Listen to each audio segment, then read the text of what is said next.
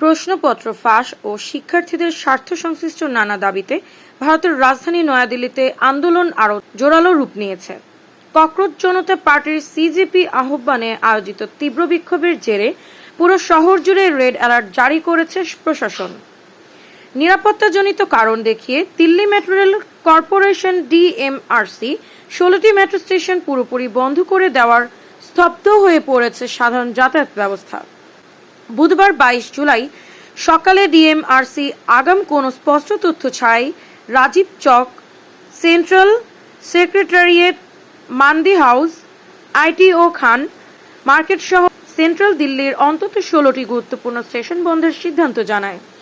ঐতিহ্যবাহী প্রতিবাদ স্থল যন্তর মন্তরে সিজেপির অনড় অবস্থানের পরই এই কঠোর ব্যবস্থা নেয় কর্তৃপক্ষ। প্রতিবেদন অনুসারে সপ্তাহের কর্মব্যস্ত দিন সকালে হুট করে সেবা বন্ধ করে দেওয়ার হাজার হাজার যাত্রী চরম ভোগান্তিতে পড়েছেন। অনেকের জন্য এক সপ্তাহের ব্যবধানে এটি দ্বিতীয়বারের মতো নেটওয়ার্ক অচলাবস্থার ঘটনা, যা নিত্য যাত্রীদের ক্ষোভ বহুগুণ বাড়িয়ে দিয়েছে। সোমবারের একই ঘটনায় পুনরাবৃত্তি ঘটে বুধবারও। রেললাইন সচল থাকলেও বন্ধ ঘোষিত স্টেশনগুলোতে ট্রেন না থেমে পার হয়ে যাওয়ার বিপাকে পড়েন ভ্রমণকারীরা। গন্তব্য পর্যন্ত পৌঁছাতে যাত্রীরা মাঝপথেই ট্রেন ছেড়ে বিকল্প সড়কপথ বেছে নিতে বাধ্য হন।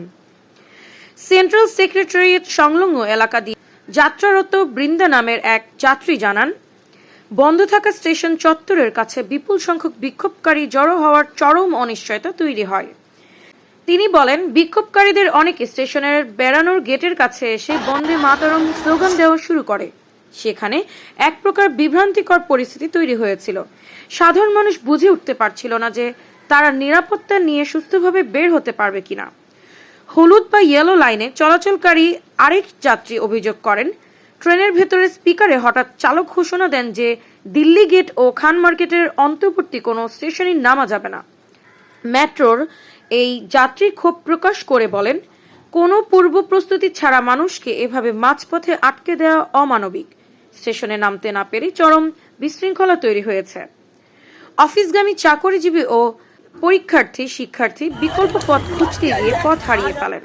গুগল ম্যাপ সহ নানান নেভিগেশন অ্যাপ ব্যবহার করেও সঠিক পথে বাস বা ক্যাব না মেলায় অনেকে সময়গত গন্তব্যে পৌঁছাতে ব্যর্থ হন।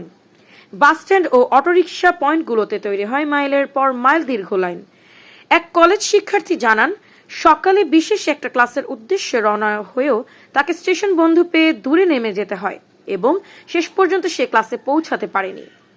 সিজেপির আন্দোলনের তোপে পড়ে ডিএমআরসি কর্তৃক 16টি মেট্রো স্টেশন আকস্মিক বন্ধ করে দেওয়ার একটি তীব্র সমালোচনা করেছেন বিরোধী দল কংগ্রেসের জ্যেষ্ঠ নেতা প্রমোদ তিওয়ারি। সরকারকে আক্রমণ করে তিওয়ারি বলেন, আন্দোলনকারীদের জনস্রোত ও শিক্ষার্থীদের ক্ষোভ দেখে মোদী সরকার চরম আতঙ্কে ভুগছে। মূলত ভয়ের মুখেই সরকার এভাবে মেট্রো বন্ধ করার অগণতান্ত্রিক সিদ্ধান্ত নিচ্ছে। স্নিগ্ধা, বাংলা পেজ 24।